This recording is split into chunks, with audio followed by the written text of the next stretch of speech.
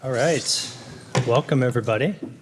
Good to see you all. We've got about 143 slides to go through, so I really want to get into this. I wanted to start on time. I'm sorry, I'm just joking. Appreciate you all joining us. We're really excited to have you here. We're going to be talking today really about mitigation of risk across the warehouse.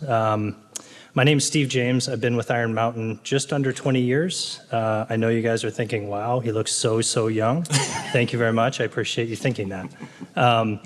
Working really across Iron Mountain's portfolio of businesses, but the last few years I've been running North America for our warehousing and logistics business, essentially Iron Mountain's 3PL business, which we've been really growing over the last 7 to 8 years.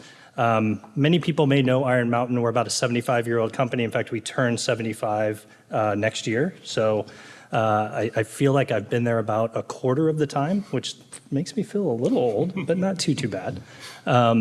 But Iron Mountain, I think you may know, very much focused on business-to-business fulfillment of critical business records. But over the past 10 to 15 years, we've been incubating a few businesses and growing them, focused on really secure warehousing, right? So vital records, media and archives, we do quite a bit of that type of work. We've been developing a data center business, which has grown globally. And as I said, over the last 7 years, really leveraging those understandings of secure logistics and secure warehousing into our 3PL business, which really is what we're going to talk about today. We wanted to bring some of the key insights in terms of how we think about securing our facilities. We've got about 1,400 of those globally now, across 70 countries, and about 100 million square feet of warehousing environment that we manage.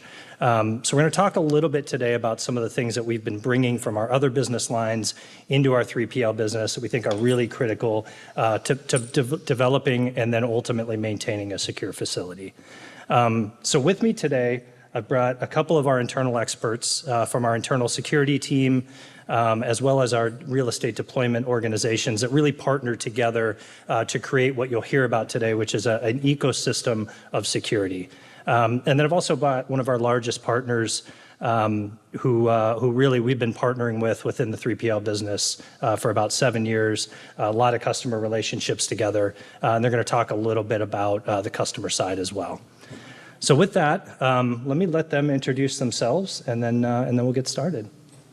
Teresa. Welcome. My name is Teresa Bench. I'm head of Global Physical Security for Iron Mountain and Enterprise Risk Management, and I am pleased to be here to answer any of your security or risk management questions. I work very closely with my colleague Doug, who will now introduce himself. Thanks, Teresa. I'm Doug Berry. I'm with our real estate team. I've been with Iron Mountain for about 26 years, and I head up project delivery across the 1,400 facilities that Steve mentioned across all of our business lines. So I'm really happy to be here. Thank you. Hi, everyone. My name is Carl Siebrecht. I am the CEO of Flex, and we are, as Steve mentioned, one of the partners of Iron Mountain on the 3PL and logistics side of their business. It's great to be here. Excellent. And so we've got this set up a bit as just a sort of a back and forth, a bit of a dialogue. Would love for the group to ask questions. If you have any, if there's sort of a critical topic, just let us know, and we can answer questions throughout. We will save some time at the end as well for a bit of Q&A. All right. So maybe just to help frame a little bit the partnership that we've talked about, Carl, would you mind sort of giving a bit of an overview on Flex and, Sure. and how we partner? Sure. So Flex, we provide on-demand flexible warehousing solutions. So for our customers, the value prop is flexibility, agility, resilience in the supply chain. And typically we work with very large enterprises. So they have a lot of fixed warehousing infrastructure already, and Flex pairs with that as a flexible complement. And we handle use cases like seasonal peaks, supply chain disruptions, new product launches, things that oftentimes don't fit well into the existing portfolio of facilities.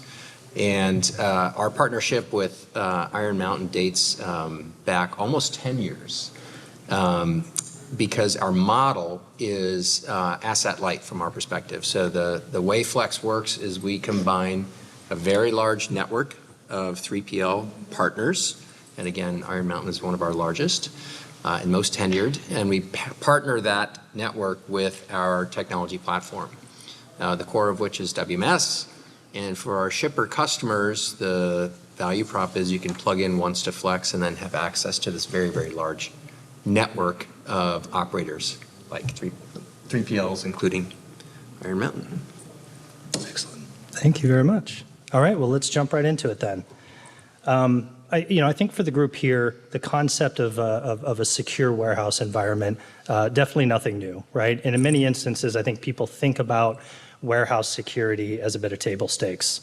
The interesting thing, I think, is over the past number of years with technology, with the advancement of other types of threats, those table stakes are rising, right? And so, the concept of security, risk mitigation, business continuity, right? So what do you do when things do hit the fan and it's time to respond, right? And how do you plan accordingly for those on the front end? Really, really critical concepts that I would say are becoming more and more relevant. And frankly, the parameters of that security and that risk mitigation seem to be tested more today than they've been in quite some time, right? So I'm going to dig in there a little bit. Doug and Teresa, can you give us some insight as you think about your experience as a background and some of the new drivers that are available today or that are coming up today? What are some of the critical risk drivers for security decision-making and investments from a warehouse perspective? Can you talk about that? Yeah, sure. So, Steve, I think of it in terms of risk associated with project delivery, which is what my team does, in kind of three different categories. The first is from a scope development perspective. What is it that we're storing? Working with our sales and operations team, trying to understand that. What's the configuration of what we're storing? What's the activity level? What's the environmental requirements? Do you require temperature control or humidity control? And so that will dictate what kind of physical security systems we have, what kind of facilitated IT security we might have, and then what kind of environmental systems we need to store what it is that we're being asked to store by our clients. And so that scope development is so critical to our overall schedules and our overall budgets, so that we can put that program together.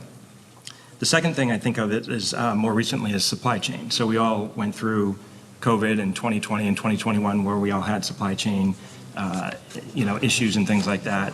And the upshot from our 3PL business is that unlike say data centers or even office build-outs, where supply chain affected so much of that. Really with our 3PL, we're talking about steel and concrete and, kind of very, very basic. So we were able to mitigate that, for the most part through supply chain. But now we're struggling a bit with tariffs and just, Carl, you and I were just talking about this and just trying to figure out, what the impact of tariffs is for steel and, for our rack systems and for our buildings as well as for concrete. So working with our procurement team, we're trying to get out in front of that and really run through a more robust bid process, I would say.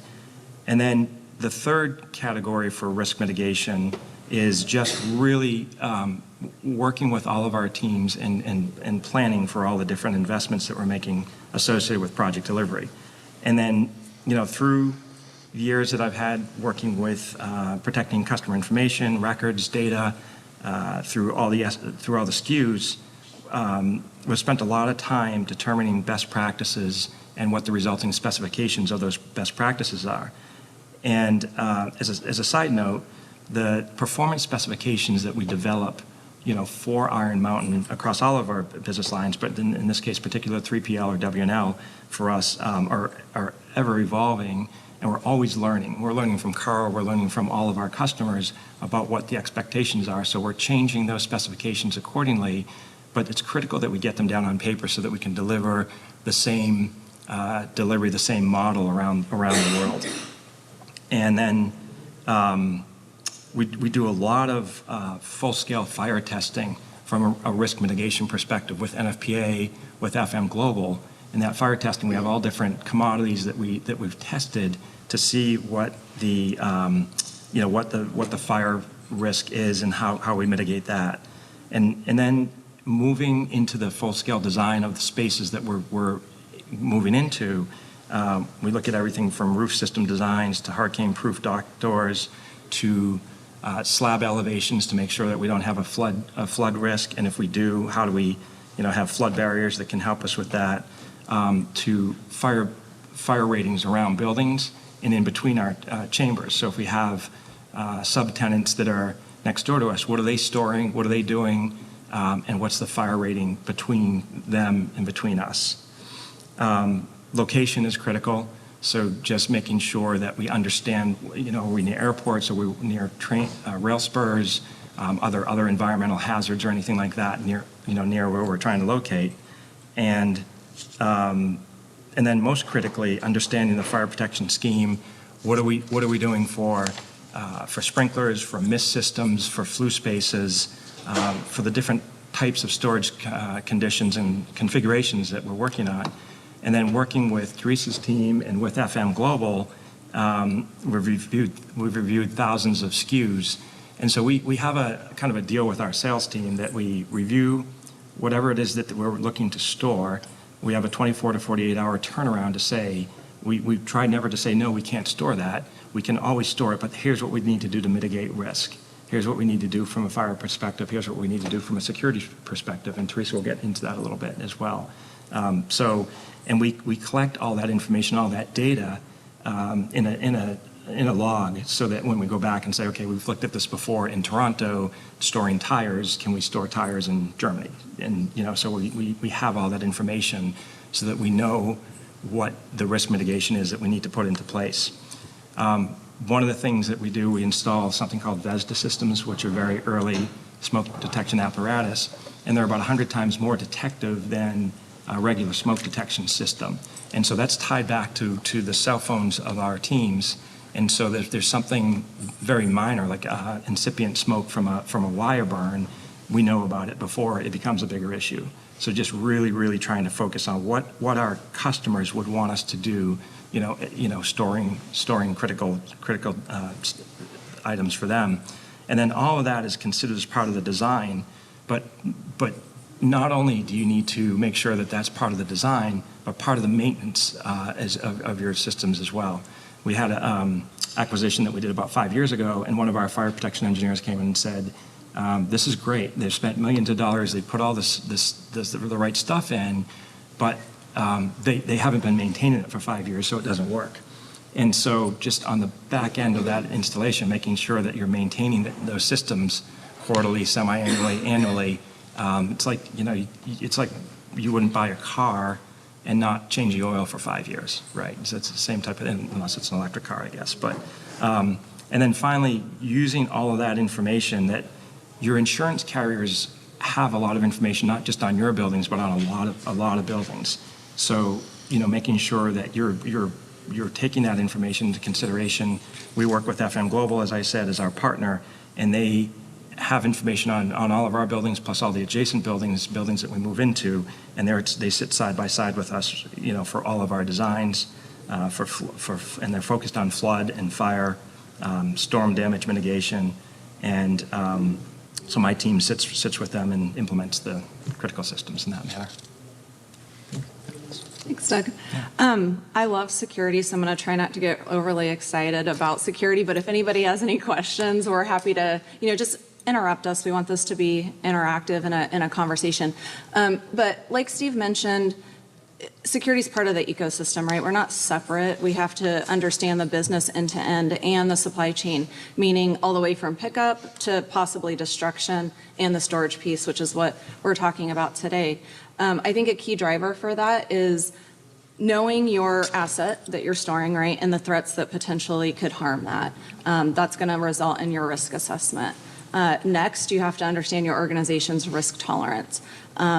It's fairly easy to take a cookie cutter approach and say, these are the controls that go along with this asset and our expectation as a security or risk management professional.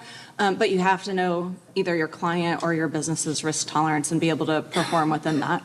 And then I think lastly, ensuring that the controls that are selected are appropriate for that asset. You have some kind of ROI, right? So whether you're storing food or something that's highly flammable, the design of that space is critical, right? Making sure if you do have something that has a high hazard for combustion, you've got something like the VESDA system. Or if you've got food, that you have temperature controls. If you have pharmaceuticals, temperature control and theft control, and kind of understanding all the different things that you have to do to protect that particular asset for your business or your client. That's awesome. Thank you, guys. I love the concept of the ecosystem of security, right? And as I think about that, I think there's another component that can at times get overlooked.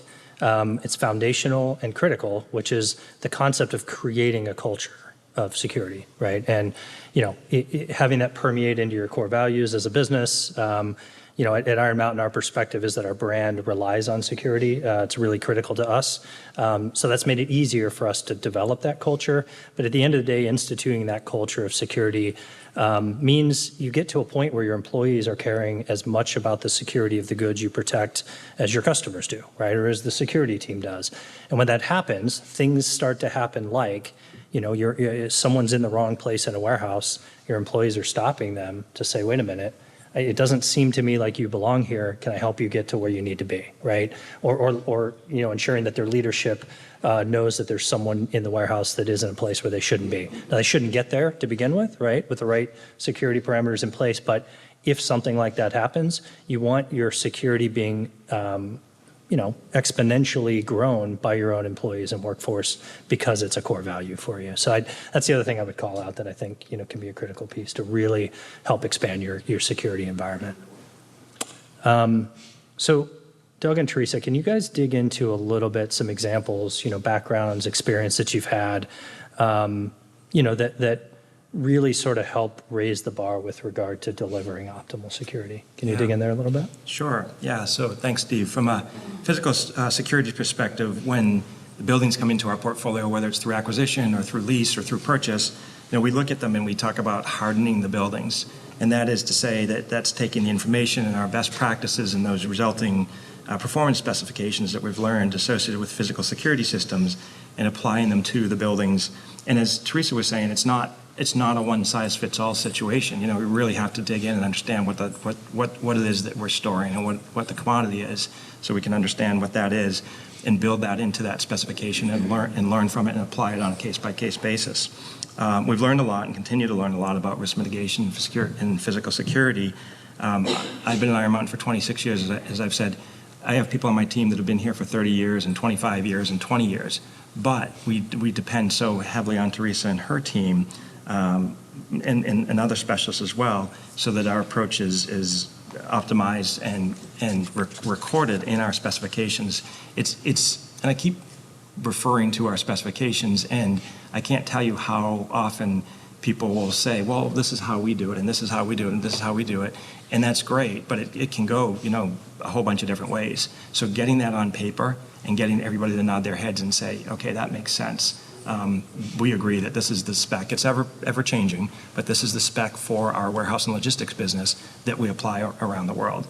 And so working with our sales teams to understand that and what we're storing, working with Teresa and her team, and working with our operations teams as well as our external partners, we figure out what the facility design is and the layouts to minimize the risk and optimize our operations.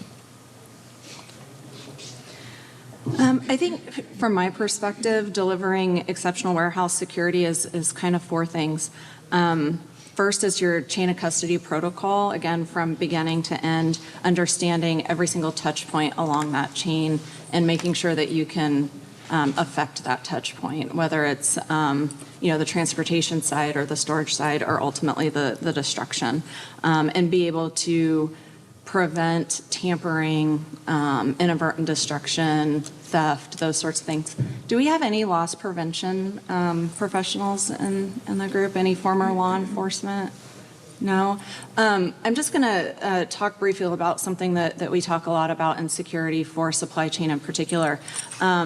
It's the triangle of crime. And law enforcement uses it, but it can translate directly into loss prevention. It's a concept of and think about it as a tripod. A crime cannot occur if one of the three legs of the tripod gets removed. You have opportunity, desire, and ability. you have to have all three for that crime or that intentional loss to happen. And so in security, we look at how do we take one of those away, right? And design and the facility design can remove that opportunity if you practice things like natural surveillance where you have an open space with no walls. People don't feel comfortable, right, doing something that they're not supposed to do. So we look at all of that within our warehouse environment to make sure that not only are we doing the traditional security guards and cards and gates, we call it, right, and your locks and CCTV and things like that, but creating an environment that develops natural surveillance, which is part of the design process that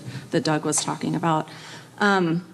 Digital integration and physical and digital risks are converging, right? We use technology all of the time in our physical security systems.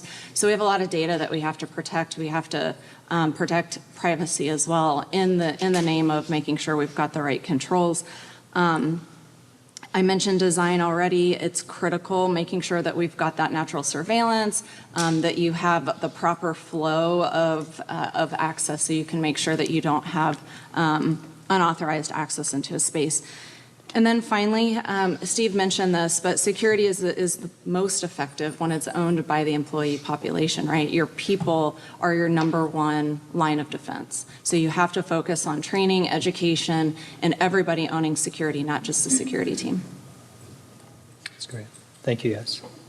So Carl, what about from the customer's perspective? Can you give us maybe some of your experience and insight into how, if and how this matters for them? Sure. Yeah. So in our experience, this matters to everyone to varying degrees. And that generally comes back to what are the products? So we work, again, as I said earlier, mostly with big enterprise customers, very discerning businesses that have high standards across, manufacturing, food and beverage, retail, CPG, really all the major verticals. So everyone cares. And with our model, where we work with a network of 3PLs, this is always one of the top questions. So wait, who's the partner and how do you know they're any good, right? So it's really, really important to us that our 3PL partners are really, really, really good. And that extends to security as well. So, with Iron Mountain, we've worked with them on over 50 accounts. Some of the higher value goods that we've managed with them are consumer electronics and high value shoes, kind of reasonably high value products that are maybe index on the high side of desire, temptation. So anyway, and we've never had, knock on wood, we've never had any problem. And I think it's exactly because of what they've been talking about. Like, this isn't just an afterthought. This starts with a foundation and even the culture, and is certainly very aligned with the history of Iron Mountain, storing some of the most sensitive documents and so on for decades now. Awesome. Thanks, Carl. Appreciate it. So, the other thing that jumps to mind as I think about some of the scenarios you referenced is, so there's the pre-work, right? The stuff that you do to lay that foundation, to create that culture, to develop that ecosystem. And then there are certain things that have to happen at times to break apart one of the legs of those tripods, right? And sometimes that has to happen on a customer by customer basis, right? So some of the instances you've referenced also come with adjustments to policies, right? So you document your core policies. This is how we do it every time, all the time, until there's a time when we need to do it differently. And then in that scenario, these are the things that we add on or adjust to ensure security is optimized. Those come in the form of, for the shoe instance, as an example, was also apparel company. Maybe there's a scenario for a period of time you're not wearing those types of brands in the warehouse, right? Because we have to mitigate the ability for crime to happen, right? Pull out one of the legs of the tripod. Maybe it's additional checkpoints in or out. Could be that you're not bringing your cell phone into the warehouse, which is sort of a pretty big standard for us anyway from a safety and otherwise perspective, but mandating that heavily. Could be, the institution of other devices, additional cameras, as I mentioned, metal detectors.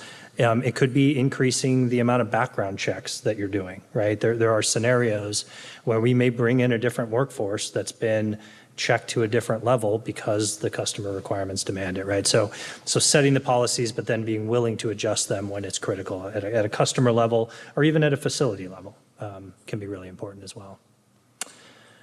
So we talked about the culture of safety. We talked about some of the tools, all necessary to sort of deliver that holistic view of safety at a facility level.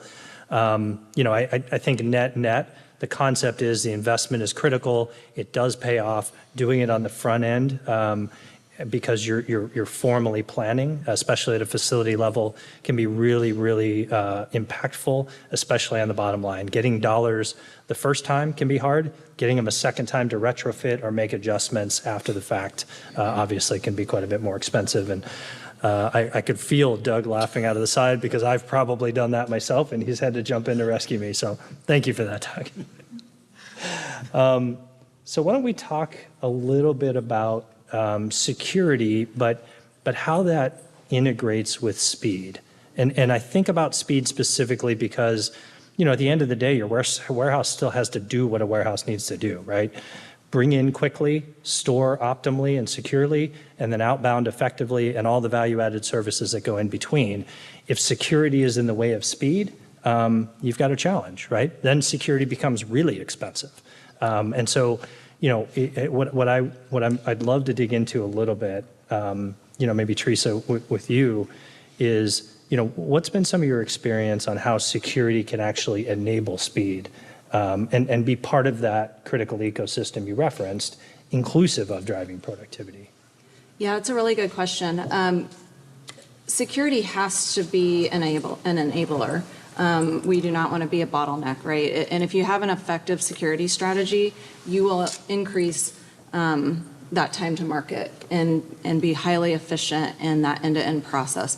To do that in what we do at Iron Mountain, security has to be part of your facility design, not an afterthought. If you bring security in after, sometimes that the way the product moves through a facility, it can be disrupted by the security controls, right? So it's so critical to have security as part of the design and be part of that ecosystem and not separate, not an afterthought. And it's people, processes, and technology. All those three things have to work intentionally together to enable the business to move quickly and get to market as fast as possible. Excellent. Thanks, Teresa. And Carl, how about from your standpoint, maybe share, any insights when security was a critical component of ensuring the customer requirements were met and getting stuff out the door quickly. Yeah, but I think best done with a customer example. So we work with a very large gaming company, and a core part of their marketing strategy is product launches, with great fanfare, great anticipation that the next hot thing is coming, and then tons of security to protect not just the physical product, but even the secret about what the product is. Yeah. And then the other dynamic of this is these are product launches, so they're very spiky. Inventory comes in, there's a short hold, and then there's a ship date and a door date that is very, very strict. Can't arrive before the door date, can't arrive after the door date. And so very, very high security. Speed is required in terms of getting things rapidly out the door, and then with a very, very high security threshold. Again, Iron Mountain's kind of a no-brainer, great fit partner for us on this type of profile. And it's because all the security has already been thought of in advance. So you're not scrambling to put this together, at the point that the customer wants to do business. It's already in place. That's great. Thanks, Kyle. So I think we've talked, about some of the key foundational components of security overall. I'd love to circle back to the concept of resiliency. That's such a critical one in my perspective, because it starts to speak to the concept of laying the right foundation allows you to respond as effectively as possible when things don't go the way that you had planned for them to. And natural disasters are a great example, right? They seem to be increasing on an ongoing basis, which is only making this concept of business continuity and resilience more critical. Not only is it critical to you as, say, the operator, but really critical to the customer whose goods you're storing that ultimately drive their business, right? So your resiliency equals their resiliency. And I think that's a really critical sort of foundational piece. Maybe Teresa, could you give us just some thoughts, considerations on sort of that disaster recovery planning and sort of the type of quick actions that you feel can be taken to deliver that resiliency when things go the wrong way? Yeah. Do we have any prior military or currently serving military in the audience?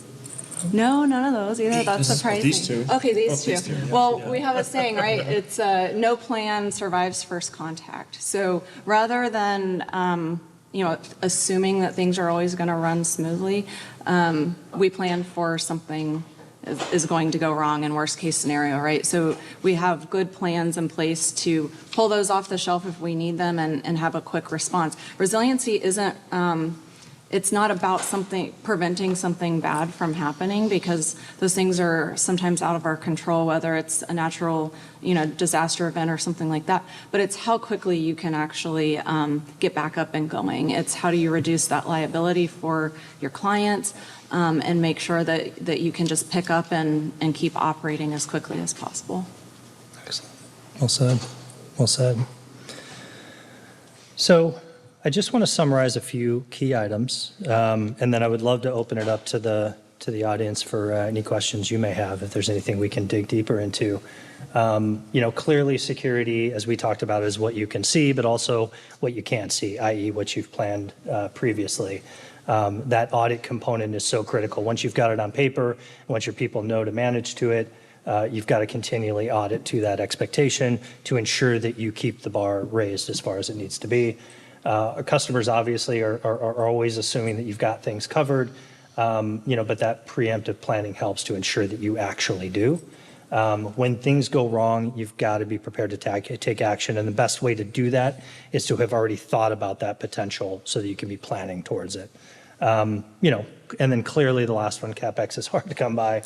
It's critical that you find either a partner or you integrate the experience necessary to ensure that your business has the capability to do those plans on the front end to ensure that you can operate effectively on the back end. So, I would say those are the key items. Would love to open it up to the team. If you've got anything else you'd love us to dig further into, yes. Thank you. Bo Hughes Jensen with Prologis. I'm just curious if there's anything from your perspective that you feel could be incorporated into the building, going maybe to the CapEx discussion, that could be commercialized essentially to help you add value to security specifically. We do an annual pre-PL roundtable, and this was the topic that's keeping the executives up at night. So appreciate your comments on that. Yeah. I mean, I'll start, and then if you guys want to add anything to it. But just, I think, if we have any kind of ability to have redundancy from an electrical perspective, for sure, it just helps. It helps set our IT systems and our IT security and our security systems up, for that. And of course, from a sustainability perspective, just going to that side of the fence, I guess, too, is, we do a lot of work with you guys on sustainability. And it's tremendous, and it helps because if we plan that appropriately, we can tie, that sustainability plan into our security plan, believe it or not. So that's huge if we can work on that. Thank you. Sure. Yeah, I'm really glad you asked this question because it's a really exciting topic. Something we do at Iron Mountain, we have a security operations center. So kind of a centralized view of our technology and being able to monitor that real time using AI analytics within our CCTV system, integrating that into our access control, supplementing guard services in response. So it's not so much about technology or AI replacing security, but supplementing it. And that's definitely something that our clients want, need, expect, and it just helps us operate so much more quickly. If you think about a patrol security officer, they may be walking around the facility. They can only see what they can see in front of them. Somebody hops a fence or cuts a fence or some other unauthorized intrusion. When we have that technology and AI analytic in our CCTV system, our security operations center sees that immediately and can immediately contact that security guard. So those are some of the things from a security perspective that can really kind of up-level our operation and provide just a stronger approach to the physical security. Those are just some of the ones off the top of my head, but I could talk about that all day long, so I won't. But if you want to talk after, I'm happy to talk about that further. I'd just add one more thing too, and that is that when we're working with our landlords, the TIs, the tenant improvement funding that we get from the landlord that comes back to us, I think there's great, usually, especially with large professional landlords like yourselves, there's great flexibility in understanding like where those dollars are important to go, and security for us is paramount. So I think understanding that with your customers and say, look, may not have been historically something that TI funding would go to, but I think it's the kind of the intersection of AI and technology, and that really helps us to plan together. So yeah. Yeah. One of the other things I think we often install most after we take over a building is also an external gate structure. So I don't know how many of the facilities you guys deliver where you actually do that, and how much is more in coordination with those taking over the facility. But that's a big one. We socialized maybe a 3PL ready building, Yeah. so it has more DNA than just a box and maybe solar on the roof, right? So, but finding that common thread that's the difficult part, because the security gate that AGiLE may not be the same brand.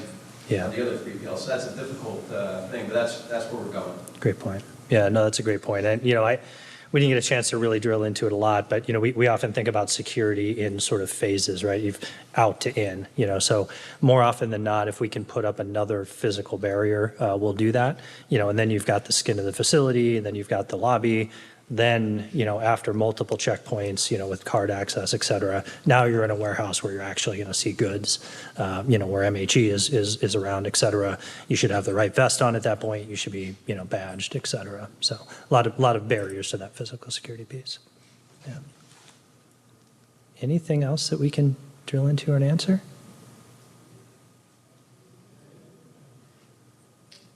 You may have kind of covered it there with the central command, but when you guys, if there are incidents, how do y'all keep track of that across so many facilities?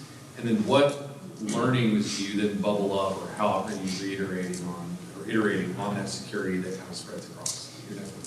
Yeah, so really just incident management. We have a case management system where we put input all kinds of events, and we're able to take those large amounts of data and kind of analyze those.